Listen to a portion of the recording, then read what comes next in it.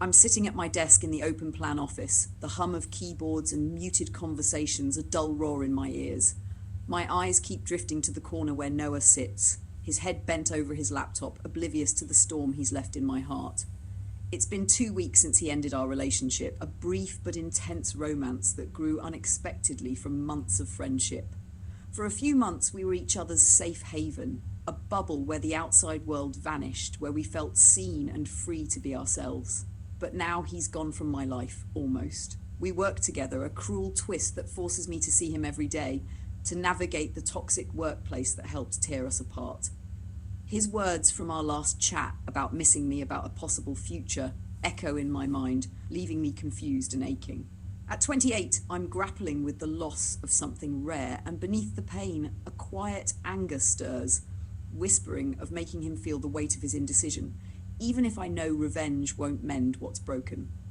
We met a year ago, both junior analysts at a tech startup that was already showing signs of strain, long hours, impossible deadlines, a culture that rewarded silence over camaraderie. Noah was 30, with a quick laugh and a knack for making even the dreariest meetings bearable. We started as friends, bonding over coffee runs and shared eye rolls at our bosses micromanaging. For months, we were just that, friends. We'd grab lunch, vent about work, share stories about our lives. I learned he was navigating a messy fallout with his family, carrying stress that made his shoulders tense. He learned I was rebuilding after a string of failed relationships, cautious but open to connection. The bond grew slowly, unexpectedly, until one night after a late work session, he walked me to my car and kissed me. It caught us both off guard, but it felt right. Like a door we'd both been circling had finally opened. For a few months, we were magic. When we were together, the world stopped. We'd spend weekends curled up on my couch, watching old movies, or wandering the city, talking about everything and nothing. We never argued, just had one or two minor disagreements, once about where to spend a rare day off, another about a work project we approached differently. We both said it with each other. We felt safe, seen, like we could be our truest selves. I'd never had that before, and he said the same. We weren't perfect. Work was a constant pressure, and his personal struggles loomed. But we were happy, or so I thought. 2 weeks ago, it ended. We were at a quiet cafe near the office, grabbing coffee after a long day when Noah's face turned serious. "Melly, I need to talk," he said, his voice low. My stomach dropped. He explained that he loved our time together, that he kept going because it was so good, but his brain felt broken by life. Family issues, the toxic workplace, his own mental health. "I need space to work on myself," he said, his eyes wet but resolute. "I can't do this right now." To complicate things, our workplace had become a nightmare. Management was cracking down, scolding people for being friends, demanding secrecy and distance. Noah said he couldn't keep hiding us, that the stress was too much. I was stunned, my heart breaking as I nodded, trying to be understanding. I told him I'd respect his need for space, but inside I was reeling. A week later we met again, this time at a park near my apartment. I'd been struggling, seeing him at work every day, pretending we were just colleagues. He'd texted to check in, and I agreed to talk, hoping for clarity. He was kind, reassuring, saying it wasn't anything I did, that it was a him problem. We reminisced about our time together, laughing over memories of late-night talks and silly dance-offs in my kitchen. He said what we had was rare, special, that he truly loved every minute. I told him I'd never be angry at someone for putting themselves first, even as my chest ached. He mentioned the future, saying maybe we'd find our way back to each other. I pressed him, saying if this was all it was meant to be, he should tell me. He didn't, just smiled sadly. We ended with a long hug, a kiss on the cheek, and as my train pulled away, he looked back and smiled, a moment that's burned into my heart. This week we talked again. I'd been upset after a work event unrelated to him, just the usual office toxicity, and he noticed, pulling me aside to check in. We sat in a quiet conference room, the tension between us palpable. I told him I was confused, that he kept mentioning the future when I'd asked for clarity. He admitted he might have said the wrong things, that he couldn't promise we'd be together again, but if work circumstances changed, maybe we could. He held my hand, hugged me, kissed my head, his touch a cruel echo of what we'd lost. He said he missed me, and I admitted I missed him too. the words spilling out before I could stop them. But his ambiguity left me more lost than ever, caught between hope and heartbreak. Now, sitting at my desk, I'm a mess. Seeing him every day is torture, his presence a reminder of what we had and what he walked away from.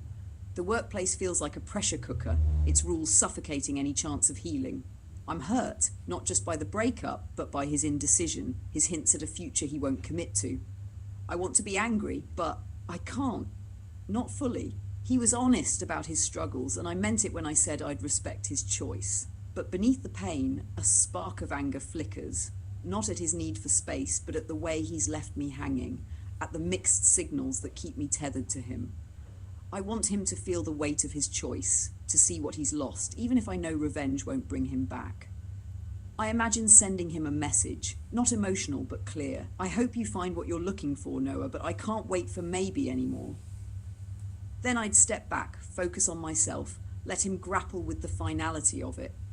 Or maybe I'd share a subtle post online, a photo of me thriving, maybe at a new job, free from this toxic office, captioned, "Choosing me every day." I know he'd see it, and it hit him, even just a little, that I'm not the girl he left waiting. The thought brings a fleeting thrill, but it's not enough. Revenge isn't about hurting him, it's about reclaiming my power, proving I'm more than the hope he's dangled in front of me. I grab my journal, the one I've been writing in since I was a teenager. Writing has always been my refuge, a way to untangle the chaos in my heart. I've dabbled in stories before, crafting suspenseful tales inspired by the dramas I watch to escape. But tonight, I need something different. I start a new story. Not a message to Noah, but a fictionalized version of this pain, a way to turn my hurt into something I can control. I call my character Lena, a version of myself but bolder, more resolute.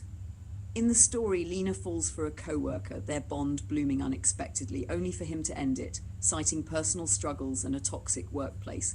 But Lena doesn't linger in limbo. She rebuilds quietly, methodically, becoming a version of herself that shines brighter than ever. Lena's revenge isn't loud, it's strategic. She doesn't beg her ex to reconsider. Instead, she leaves the toxic job, lands a better one, and surrounds herself with people who see her worth. She sends him a single anonymous note slipped into his desk. What we had was rare, but I'm not waiting for you to figure it out. She builds a life so vibrant it overshadows his absence, sharing glimpses online that she knows he'll see, her at a gallery opening, laughing with new friends. The suspense builds as he grows restless, haunted by her silence, by the life he could have had. He tries to reach out, but Lena's moved on, her number changed, her heart no longer his to break. She doesn't destroy him, she lets his own regret do the work, watching from a distance as his space feels emptier than he expected. I pause, my pen hovering over the page. Is this too much? Am I writing a fantasy to escape my own confusion? Maybe. But it feels good, like I'm reclaiming a piece of myself. I keep writing, the story growing richer, more intricate. Lena's ex starts noticing cracks in his new life, the freedom he craved feeling hollow, replaced by the weight of what he left behind. My pages fill, each word a release for my anger, my longing, my need to be seen. Hours pass, the office emptying around me. I close the journal, exhausted but lighter. Writing Lena's story isn't just catharsis. It's a mirror, showing me I'm stronger than I feel right now. Don't need to send Noah that message or post that photo. My revenge is in my resilience, in building a life that proves I'm enough without him. I glance at his desk, now dark, and feel a pang. Tomorrow I'll start looking for a new job, a way out of this toxic place. I'll set boundaries, keep my distance, protect my heart. Healing will take time. Trust is fragile, and Noah's indecision, his hints at a future, his tender touches, has left scars I'm still learning to live with. Dating again feels impossible, the thought of loving someone new a risk I can't face yet. But as I look around my life, the journal in my bag, the friends I've neglected, the dreams I've put on hold, I see proof of my strength. I survived falling for a co-worker, survived this breakup. I'll survive this. One day, I'll write a new story. One where love doesn't end in ambiguity, where my heart finds a home. For now, I'll focus on me. I'll call my friend Mia, let her drag me to a bar or a bookstore. Something to remind me I'm not alone. I'll keep writing, keep working, keep growing, and if a part of me still imagines Noah seeing me thrive someday, realizing what he lost, feeling the sting of his own indecision. Well, that's just human. I'm not perfect and I don't need to be. I'm Melly, and I'm enough.